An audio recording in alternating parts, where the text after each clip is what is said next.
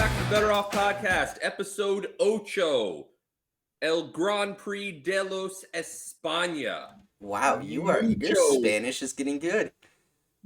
Sí. Muy bueno. So, yes, this week, this episode, we're going to talk about Spain. We're going to tease Monaco a little because Monaco isn't for another week and a half, so the lines aren't out yet.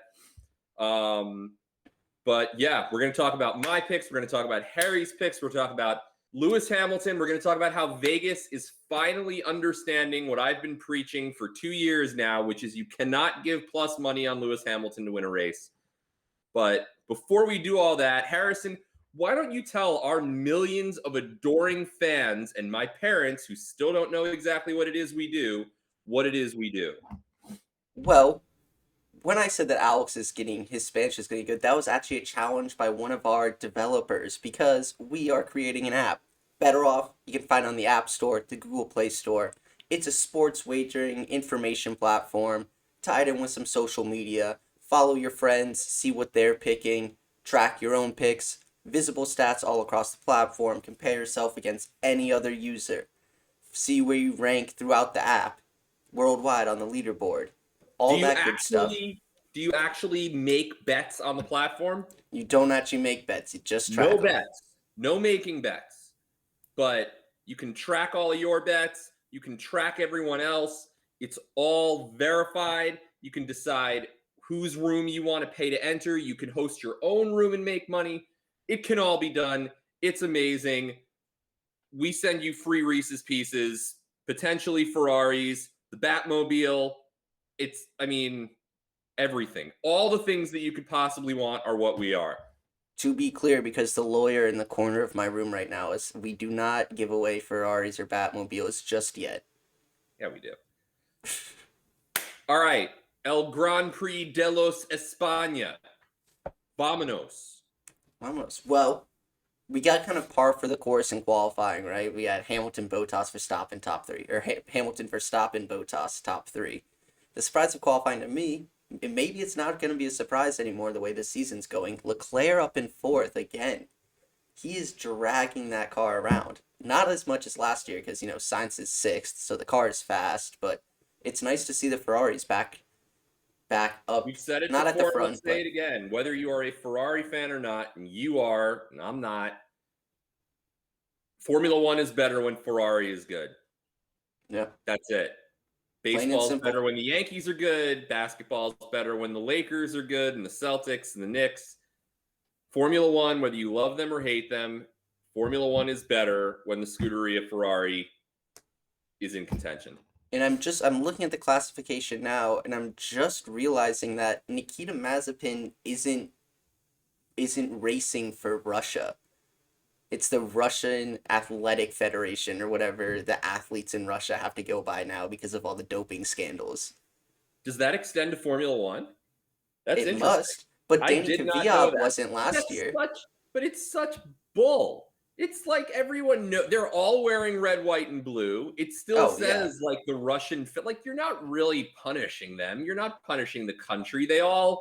Russia's going to take credit for the Russian athletes who win stuff. Like if you actually want to punish the Russian Federation or whatever the heck you want to call the former USSR at this point, then you need to actually punish them. So, it's funny that you're wearing your Red Wings shirt, who made all of their bones in the 90s with the Russians. But yeah.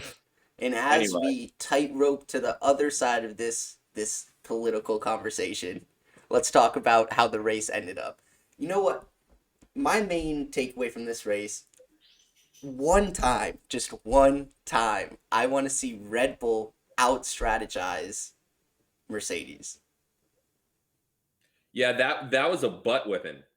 That was a strategic butt whipping. That like they kept Lewis out and then they pitted him twice and they just it looked like checkers and chess. It looked like Mercedes had it under control the whole way and Red Bull was just playing right into their strategy.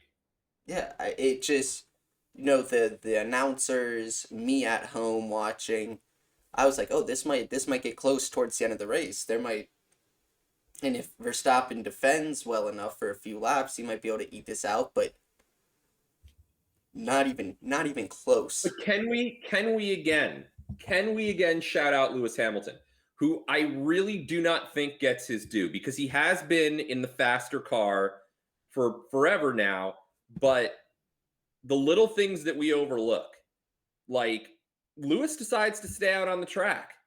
Lewis is the one saying the tires are good, they can go longer. Lewis is the one who sometimes ignores them when they tell him to box for 2 or 3 laps. Like, it's great that Petronas, understands strategy, but it's Lewis Hamilton who keeps making these calls and keeps feeding them the information that allows them to do this. He is, everyone loves, in basketball, they love saying this basketball IQ, which I still don't understand exactly what that means. But Formula One IQ is very clear.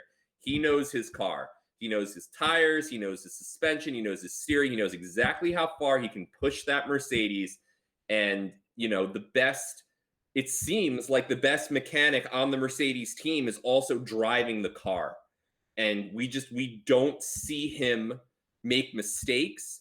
And we've seen him over and over again push Mercedes into a position where they can make the best decisions. Like, if you flipped him and Bottas, I still think that Lewis figures out a way to win that race, because you're always hearing him give the feedback to the pit. You don't hear that from Valtteri talking about, I can go longer, these tires are no good. Like, Well, the more I watch Lewis Hamilton, the more impressed I am.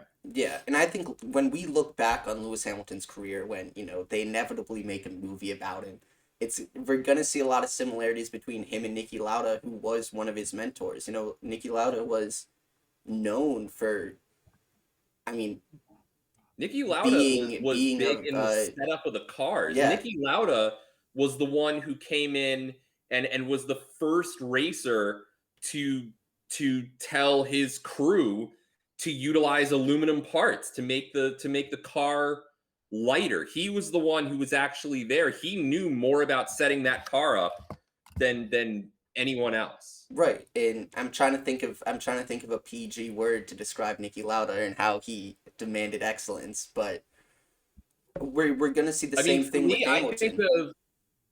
I think of Niki Lauda a lot the same way that I think of Pete Rose when he was a player manager, minus the gambling and the scumbaggery.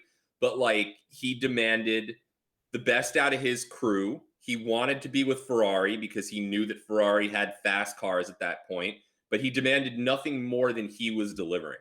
And he was ahead of his time, and he was a genius. Well, in tying this back to Hamilton signed with Mercedes at the beginning of the hybrid era. No other driver has been able to develop a car over 7 or 8 years. The same team, the same car, basically starting from nearly scratch with these cars. And I think it shows he is just at home in that car. It's basically, he's a part of that car. And I don't think Bottas is a bad driver. I think Bottas is a great driver, but Hamilton and that car are just universally linked. There is no question that the Mercedes has been and continues to be, in my mind, the fastest car on the track, no matter what they say about Red Bull and lowering expectations. But Lewis Hamilton is the difference maker. Lewis Hamilton is not just a guy steering that car around. I firmly believe that if you put Lewis Hamilton in Max Verstappen's car, Lewis Hamilton is still winning championships. I think Max Verstappen is going to be a world champion, but Lewis Hamilton is just on a different level right now. I would just, it's the end of this era of cars this year, right? Complete aero redesign next year. So why not the end of this year, throw Hamilton in a Red Bull, Max in a Mercedes, and just see what happens? Wouldn't that be an amazing special? Yes. Where they don't even have to race each other. Just put them in. I just want hot laps. They don't have to race. But although, as we've seen with the qualifying stuff, Vegas loves Max in qualifying, but thinks that Lewis is better in the race. Anyway, let's get into El Gran Prix de España. Wait. I have one Mucho. more point about Hamilton Mercedes. Because he is so responsible for the development of the car, I wouldn't be surprised if Bottas is just racing in Hamilton's seat. They're like, we won't even make you a new seat. It'll mess up the car. Maybe that's why he doesn't like the car so much. We're gonna save the $1,500, $2,000 on the carbon fiber for making Valtteri Bottas his own seat. That's so sad. And oh, Val. So let's talk about the Spanish Grand Prix. Grand Prix de España. My bad. Muy bien. Martin Brundle brought up a really good point during the safety car towards the beginning of the race. He said that... So, yeah, I thought about this, but I didn't want to bring it up because I didn't want to sound all conspiracy theory-ish. But now that Martin Brundle has said it... You are justified. It sounds like it makes sense, which is... Martin Brundle... The safety cars this year are sponsored by Mercedes and Aston Martin. They switch off. So are we seeing more safety cars deployed? Because we've seen a safety car in every race. I think... Have we even seen a virtual safety car? Did we see one? We have seen a virtual safety car in Bahrain, I think. It wasn't Imola. I think it was Bahrain. Yeah, it might have been Bahrain. But that they are trying to send the real safety car out there because, Mercedes and Aston Martin want to get their money's worth. And I think it goes further than Mercedes and Aston Martin. I think there's other sponsorships on it. But to the point of, no matter what, if there's 1 or 20... Does that play into the race director's mind? Is there a little nudge from Ross Brawn saying, give him some camera time? It has to, right? Like, Formula One is the most unabashedly commercial sport that I can think of. Like them in NASCAR, where basically it's just like, yes, we are here for the sponsors. We put on... the Pirelli hat. We're basically one big walking billboard.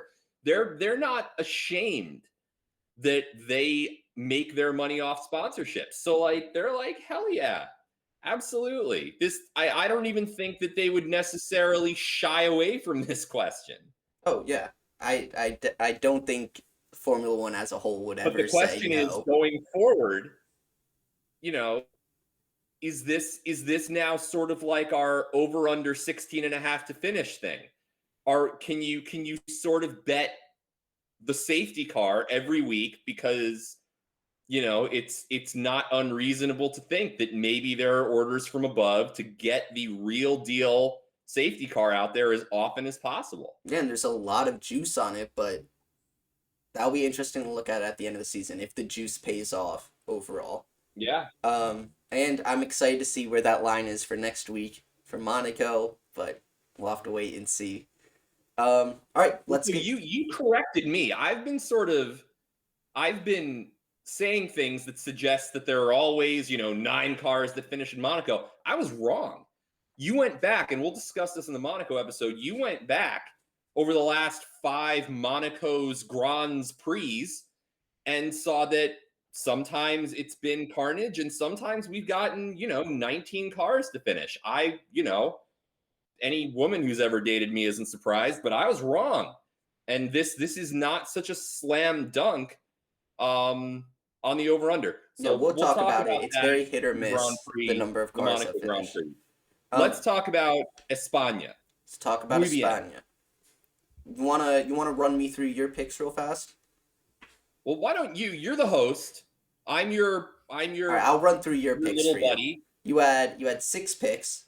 You went 2 and 4, but you ended up plus 1.4 units. Which is why we bet the plus money. Well, or you just bet more on other bets.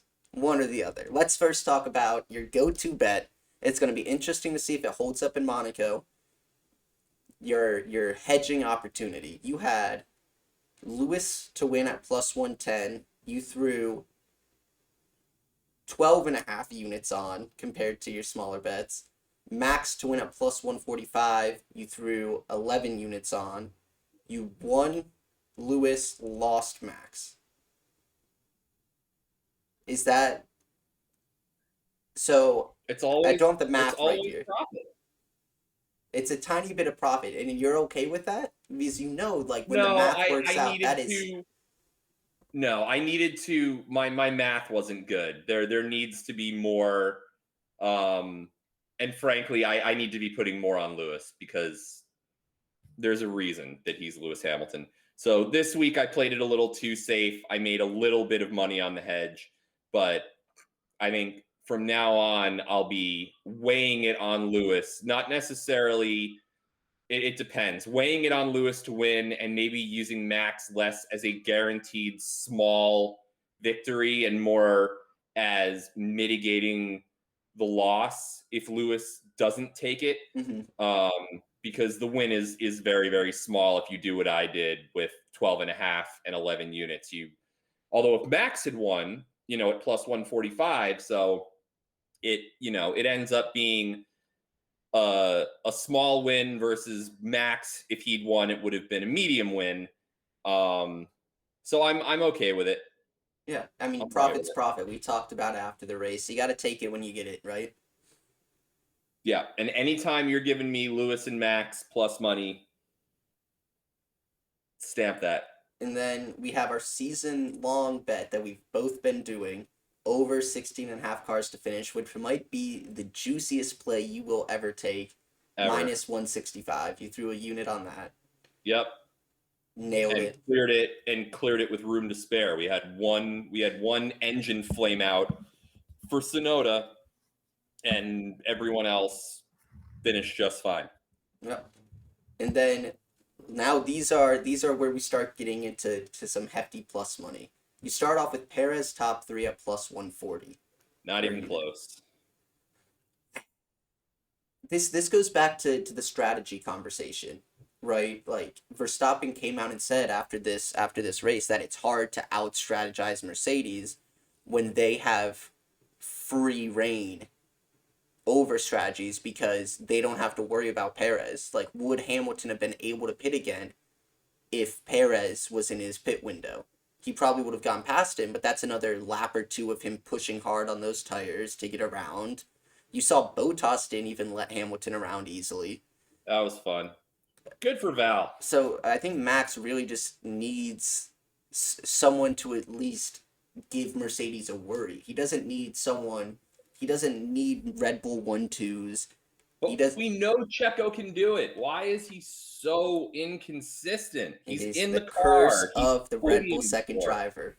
It really is. Anyway, yeah. So that missed. You had Lando top 3 at Lando plus did 450. not have a good race. Not a good qualifying. Not a good race. Not a good race. Just never was a. You know who he reminded me of? He reminded me of Valtteri in Portugal, right? Just sort of like middle of the pack, and I kept waiting for him to make a move, and he just sort of got stuck there in the middle somewhere, all day, somewhere between 7 and 9, and just kind of hanging out there. And I was at plus 450, when he's young. Lando Norris is 15 years old.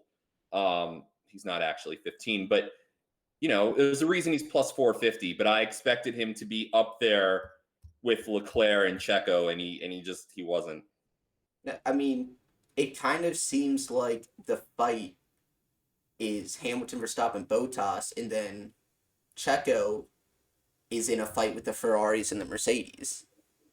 But I feel like Lando in any given week, like I don't know, if you're gonna give me Lando plus 450 plus 500 to podium in any given week, it's a good line. It's a good line because I do believe that Lando will podium this year. He already has. Yeah. I will podium again this year. We know he has the car for it. We know he has the ability to. I'm with you. I think he just really didn't look imposing at any point in this race. So it was confusing for me. And I still think McLaren has some stuff to work out, with the new power unit. The car I don't think is fully developed for it yet, but it's gonna be fun to see them throughout the rest of the season. Yeah. And then to finish it off, you had Stroll top 6 at plus 900. Yeah, that was, again, I wasn't thrilled by taking it, but at plus 900, I mean, you're one accident away ever from the guy who finishes, eighth finishing or ninth finishing sixth. However, Stroll didn't contend in this race at all, right? It was where did he finish? 11th. He Him wasn't and even. Gasly were fighting at the end for the last Yeah, points paying position. and they both got beat out by Alonso. I don't hate the bet. Plus 900 is a lot, but the all of the happy feelings that I had about Aston Martin and Lance Stroll in particular at the beginning of the season, they seem like they're getting left behind. I thought that they were going to contend for that second tier, the McLaren, Alpine, that second level, and they're getting left behind. Yeah, and it again doesn't make it into Q3. Yeah. It's gonna be interesting to follow them. I know they had upgrades on the car, so maybe those weren't dialed in right, but hopefully, the more competition in the midfield, I think the more exciting. I think that's the most exciting part of the race is the midfield. I hope they're back up there. Yeah. I mean, look, if you're going to keep giving me Lance Stroll plus 900, plus 1,000, it only needs to hit once to pay for all of the rest of them. I think we're going to see it again in Monaco because he really has not looked very good. But Would you rather do anything terrible in the world or go back to Lawrence Stroll as his son with a bad result? I think I'd rather do anything else. he doesn't seem like the "we'll get him next time" son type. He seems more like the lock him in the dungeon type. Yeah. Yeah. I wouldn't want to get on his bad side one Yeah. bit. Yeah. I mean, the scariest Canadian ever to not play in the NHL for sure. I'd agree with that. That's a good way to put it. All right, so again, you went 2-4, but ended up plus 1.4 units. You did better than I this week. So Proving again that win percentage by itself, not unlike wins and losses for pitchers in Major League Baseball, is an antiquated statistic.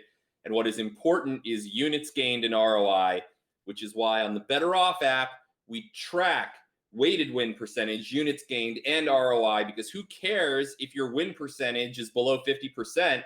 As long as you weight your bets correctly and make money, nobody cares. nobody cares. Nobody cares. Except that you are still below me for the season overall. But that's okay. Below who? Below me. All right, so yep, you beat me this week, so now you are awarded the BettorOff crown. I will be editing that in. Do not worry. You'll be looking good. All right. Now, let's go to my picks for the week. Well, I ran through yours. Do you want to run through mine for me? Hell yeah. All right, Harold. You made 1, 2, 3, 4, 5, 6 picks also. You went 4-2, which is the opposite of my 2-4. If you write them down, it is what is known as a palindrome. There you go, Miss Wintermuth. You didn't think I was paying attention. And I wasn't. All right. So, Fernando Alonso, you had head-to-head in qualifying to out-qualify his teammate, Esteban Ocon. Loss, minus 120. Esteban Ocon out-qualified Fernando Alonso. Yeah, I was feeling it. It's Alonso's home race. Yep. I thought he'd dig in for another gear, but and Ocon got himself a top 5. That's true. It was a great qualifying for Ocon, honestly. Grande Cinco. So that's a loss. Leclerc, same bet against his teammate, Carlos Sainz in the Ferraris to out-qualify. Leclerc minus 130 to out-qualify Sainz. You won that one. I didn't understand that line. You know, we've seen that SAINZ isn't 100% with the car yet, and we know that Leclerc can do crazy things with that car. So 130, I hammered it. Yeah, although I mean, look, in the race they were still pretty close. So yep. You know that I don't love minus money, but Leclerc minus money to outqualify SAINZ on a week-to-week basis, I think is probably a good bet. Max to win plus 145. You decided not to hedge the way I did. You lost this because, as we've already discussed, Lewis Hamilton is a superior driver in a superior machine with superior planning and superior cornrows. What was your thinking about this? We talked about your decision not to hedge and to take Max straight out at plus 145, where Lewis was plus 110 to win. Where's your head on this? Everything, it was all reversed, right? I thought Red Bull would come in with a better setup and be able to better tune the car to get the most out of it. You got had by this whole lowering of expectations thing, where Toto Wolff is all, ooh, Red Bull's really good, we're the underdog. No! Mercedes is not now, nor will they ever be the underdog until someone starts beating them on the regular. This is true. Yep, I got. Mercedes just the whole weekend looked a lot better. It looked like they came to Barcelona with a better tuned car. Barcelona. Sorry. As and Spania. Yeah, there's not much I can say. I was feeling good for the majority of the race. Until Hamilton started taking about like 2 seconds a lap out of Verstappen. So good. My last hope was that Bottas and Hamilton pull like a 2016-17 Rosberg Hamilton at Barcelona. But it didn't happen. Do you know that Lewis Hamilton makes $55 million a year? Yeah, Bottas I was looking into this because he's renegotiating for next year for a long-term contract. And this is $55 million. Yeah, that's awesome. Yeah, and Bottas only makes like 8 or 10. Yeah, well, it's good to win a world championship, and then we'll talk about it. All right, let's go to your favorite pick week to week, which is both HAAS's to finish the race. That's Nikita Mazepin and Mick Schumacher, both to finish the race, plus 110. You won that, and this is what we've been discussing. Is that a good bet? Because they are just so far away from the rest of the field that as long as their cars don't malfunction or neither of them just run into a wall of their own accord, those cars are going to finish the race because there's no Rubbins racing. There's no one trying to pass them. They're not trying to pass anyone. I mean, even the Williams are in a completely different league than these cars. So plus 110, and we've talked about this week to week, as long as you think that the Haas race car is a mechanically sound car, plus money for those two to finish, not bad, because they're basically just turning celebrity laps out there. Yeah, it's basically the start. You got to get to the start of the race and the first pit window when they might be getting in with the Williams and maybe the Alfa Romeos. But after that, it's smooth sailing. They're racing some clean races, and I'm here for it. I don't think this line will continue to be plus money for long. So if they are plus money in Monaco, I will take that. You think 2 rookies in Monaco? It is an even slower course than the other courses. Although if there is anywhere that they're going to on their own put the car in the wall, it's Monaco. I'm gonna need a spirit quest to see if I'm gonna take that. I probably will, just because it is very tempting, but we'll see. All right, and then you doubled down on that, or at least you halfway downed on that. Nikita Mazepin to finish at minus 135. He obviously did, as both Haas cars finished. It's the same bet, right? You like Mazepin and you like Schumacher to finish the race. Yeah, I mean, besides that first race, I know he's an erratic driver. He was an F2, but until he shows that he's bringing that to F1, I'll probably. But it's been going down week by week, so it's going to hit a point where I would say minus 150 is too much juice for me. Did both Mazepin and Schumacher win F2 world titles? I think just Schumacher. I don't think Schumacher. Mazepin is ever. Um, Yeah, until I would say about 150 is where I'm gonna start getting a little bit scared. Just because where of was his Schumacher? past. Where was Schumacher that you didn't take him? Schumacher was like minus 250, I think. That's crazy. No, it was like I think it was minus 300 because we made a point to say, is Schumacher really 3 times less likely? So crazy. Yeah. All right, and then our week to week bet over 16 to finish, over 16 and a half to finish, 160 minus 165. That's a win for both of us. As we've said, until that gets ridiculous, which it might, we're both taking that week to week. You ended up plus 1.2 units, which is breaking even plus a little bit.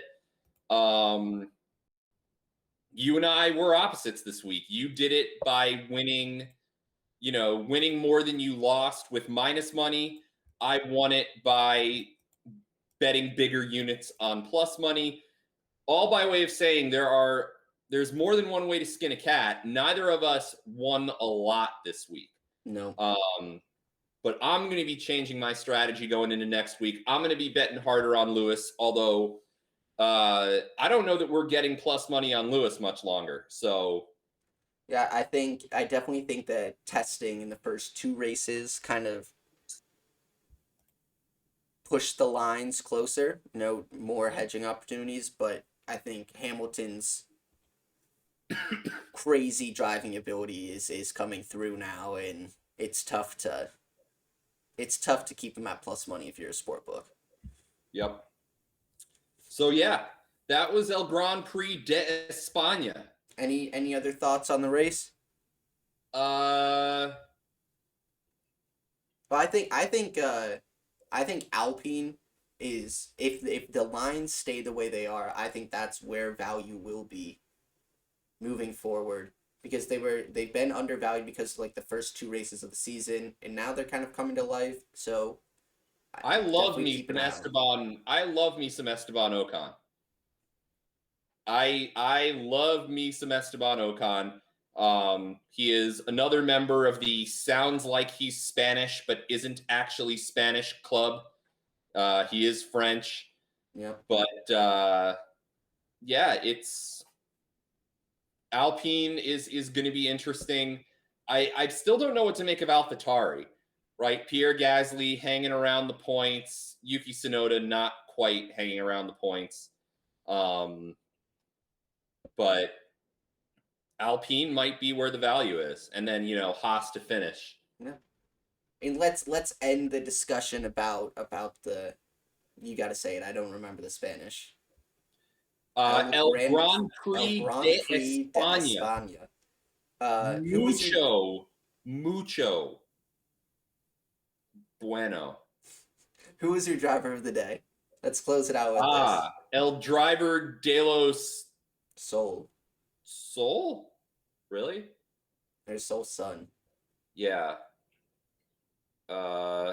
Whatever it is. Yeah. Anyway, I took French, so my driver Delos Day.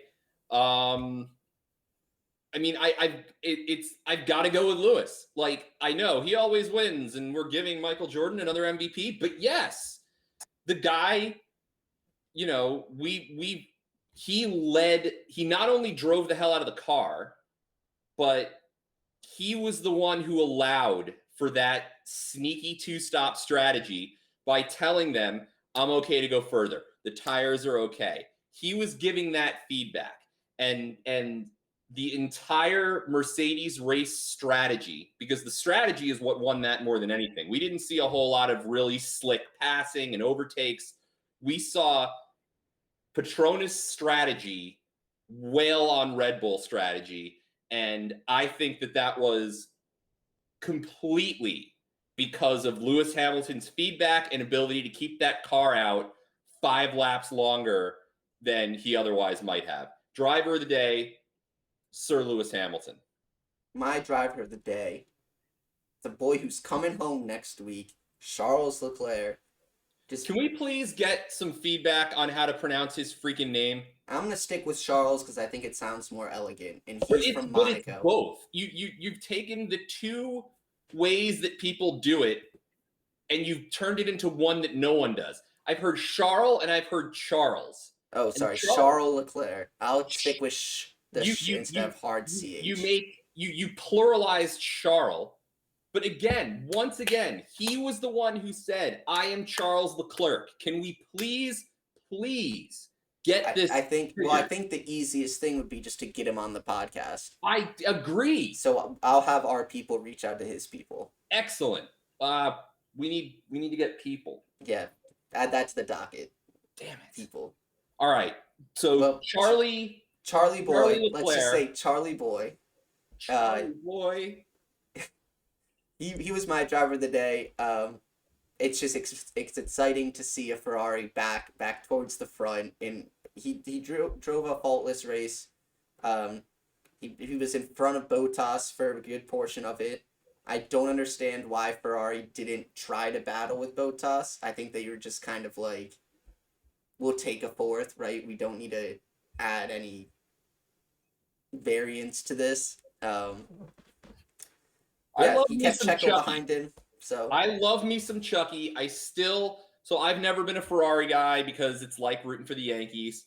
I'm not really a Mercedes guy, although Lewis Hamilton, his trip with me is so much like Tom Brady.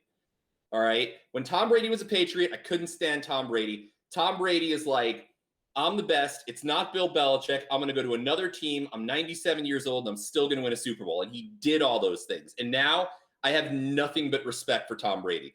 Lewis Hamilton, I was like, you're driving the fastest car. You're on the best team. Like, meh. But now as the field tightens, I see Lewis Hamilton as just such a better driver than everyone else.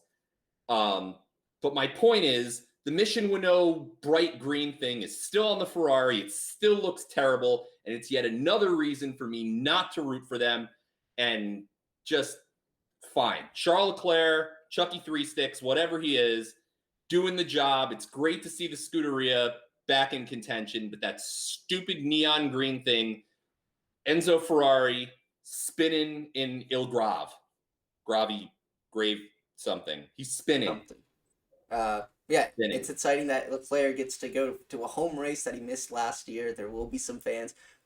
They officially, sorry, we're going on tangents. The Monaco, the race promoter made an official statement that they were allowing fans. Half of the fans at Monaco watch from their bedroom. Yeah, and the other half watch from the back. The other half watch from the back of their yacht. Yeah, you mean the one grandstand they have? Oh yeah, we'll let some of the commoners in there. This is going to be the most well-attended race of the season because if you count the people just living in their homes. And the people out there, Roman Abramovich out there on his yacht that's roughly the size of Rhode Island and apparently has submarines and a missile defense system. Who's going to stop him from parking at turn 5? So yes, I'm looking forward to Monaco. It's fun. It is not going to be the fastest race of the season, but it's always a fun time. It's a driver's race. Driver's race. All right.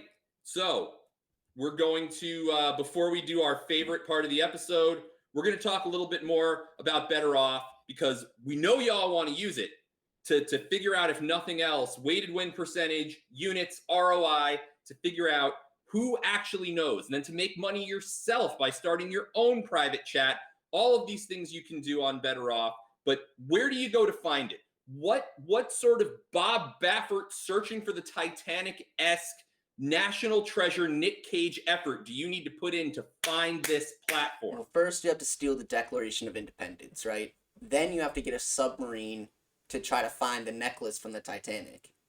And then you put those two together and they unlock something called the Apple App Store and the Google Play Store. And then you just get it for free.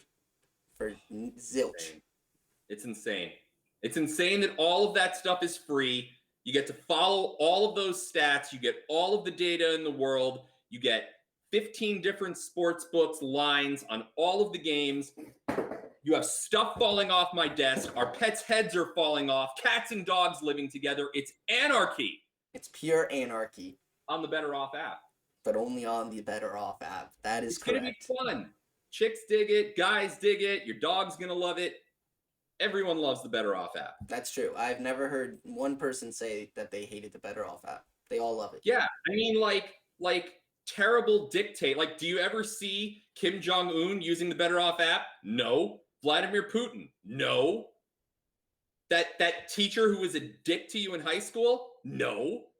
Only cool people use the BettorOff app, and you should be one of them. You are one of them. Know it in your heart. Know it in your head. Go download the app for free. There we go. And now we have our favorite segment of the week. So good. Begging rich people for money. Who do we have this week, Alex? Well, so we're going to go race in Monaco, which, if you don't know, is basically just off of France. It is a principality, very wealthy. Charles Leclerc is from there. Roger Federer lives there. Danny Ricciardo lives there. Max Verstappen lives there. Max Verstappen lives there. Because it is a tax haven. Tax haven. With a very cool casino and very narrow streets, which is what makes the Monaco Grand Prix very fun, because it is one of the few remaining races on the circuit that actually is raced in the streets. There is no Monaco circuit. You don't drive into a stadium. There's not enough room for a Monaco circuit there. So they're racing. This is like the Isle of Man TT. This is old school Grand Prix Formula One street racing. But we are going to humbly beg of His Royal Highness Prince Albert II of Monaco, who is an Olympic bobsledder and the son of Princess Grace Kelly of Hollywood movie fame. This guy, plenty of dough, huge sports fan, great ambassador, receding hairline. I feel you, Al. I mean, look, we could sponsor BettorOff by doing the Monaco flag. We could just talk a lot about Charles Leclerc, who represents the Monaco flag. I'm already halfway there. We'll only talk about Charles Leclerc. Only. We'll even find out how to pronounce his freaking name. But it would be so great. We'll change our colors to red and white. Ooh. We'll move our office there. Harry and I will move to Monaco. We will do that for you, Prince Albert, son of Grace Kelly, bobsledding god. I mean, we'll do this for you. You laid it out pretty nice. I mean, we'll even just take tickets to the Grand Prix, but we would rather move our offices there. Yes, we would. And then we can just work right down the street from each other. We'll have business meetings at the casino.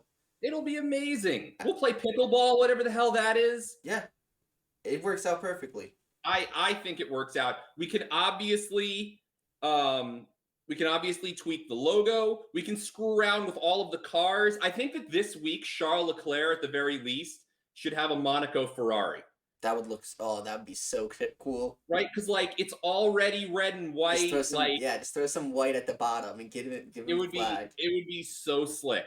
So Monaco is red white and Poland is white red, right? Right, but Poland also has this like super scary black bird in the middle of it. Poland has like a scary. Albania has it too. Albania is like a red flag with a two-headed black eagle just ready to murder you. The Polish flag scares me. The Monaco flag is two very nice stripes. And it would look really good if the BettorOff logo was red and white. We could do it. We're like Kiss. We'll sell anything. Anything and everything. And everything at the same time on the BettorOff app. Download it for free. Google Play Store, iOS Store, your local tri-state Jeep dealership. Jeep, okay. Anywhere where you can buy Hershey's products, graham crackers, s'mores. Basically, if you're going to go camping and you're going to make s'mores, download the BettorOff app. Juilliard, the Royal Shakespeare Academy, all of them. BettorOff, download it. It's free. It's amazing. It'll change your life for the better. I agree. That's all I got. Well, I think that was perfectly adequate. I think we the perfectly adequate. I've been aiming for perfectly adequate my entire life and have never Hey, quite if gotten you hit there. perfectly adequate, it's a happy life. Heads in Vegas will roll. All right, we're done. We're going to be back next week to preview El Grand Prix. No, we did El Grand Prix de España. We are going to be back next week to preview the Monaco Grand Prix once all of the lines are up. And we're going to see what Vegas thinks about Lewis Hamilton. We're going to see what they think about both Haas's finishing. We're going to see about what they think about the virtual safety car versus the real safety car. I think that the real safety car, this is my bet, real safety car is going to be minus 190 or worse this week. I agree. In Monaco. It'll be interesting. It's going to be interesting. We'll be back for the Monaco special. El Especial de los Monaco. I don't think they speak Spanish there, but I like it. People can speak Spanish there. Whoa there, xenophobe. Okay. You can speak Spanish anywhere. I'm sorry. But yeah, they speak French. All right. So until then, I'm Alex. I'm Harry. And if you're in New York or Ohio and you're fully vaccinated, go to Krispy Kreme. You get free donuts. We're going to do that this afternoon. We're going to Krispy Kreme in Times Square. We're going to present our vax cards. And we're going to get fat. And we're going to get fat. That's a great way to end it. I like it. All right. That's a wrap.